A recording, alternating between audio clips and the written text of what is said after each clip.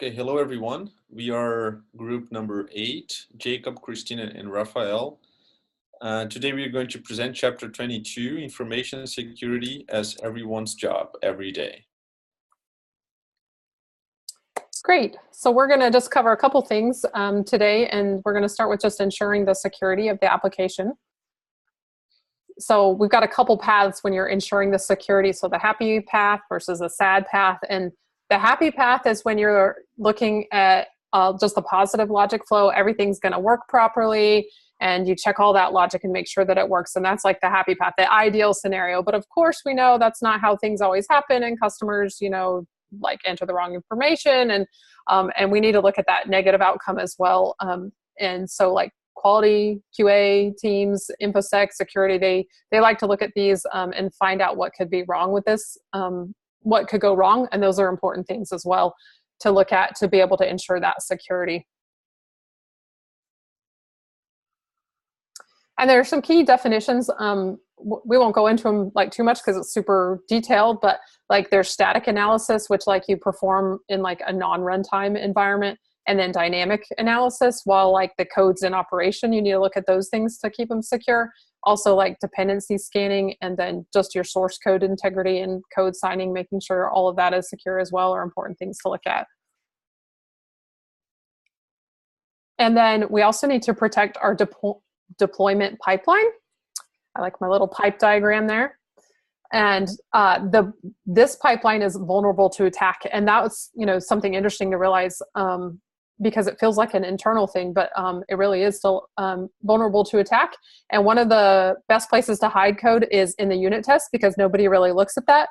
And so this is just an infrastructure piece that supports our continuous integration.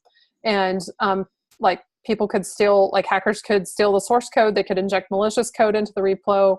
And so we have to watch out for those things. And we protect the pipeline in several ways. Like we look for suspicious API calls. We have to review all the code changes. We might want to like isolate machines. They might need to run on like a virtual machine or in their own container. We need to be able to like duplicate integration servers and make version control credentials read-only. So those are a few things that we can do to protect our pipeline. Okay, now I'm going to talk about how we can secure our software supply chain.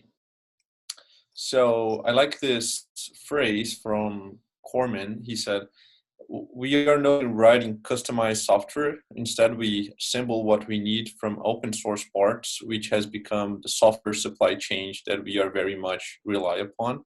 So I put some Lego parts here to illustrate that today we don't develop most of the features. We can just use parts and plugins to build our app, but this has a problem because when we do this, we inherit all the security vulnerabilities that this part has. So we use components or libraries, either commercial or open source, in our software, and we not only inherit their functionality but also the problems, as I said.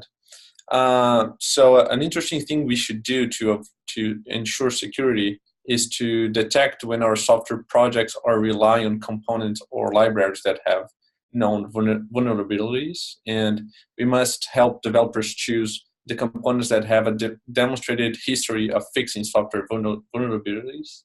And we also look for multiple versions of the same library being used across our production landscape. So we should see presence of older versions of library that contains known vulnerabilities. So if we do this, we can guarantee that we are using a Relay plugin or a third part for our software.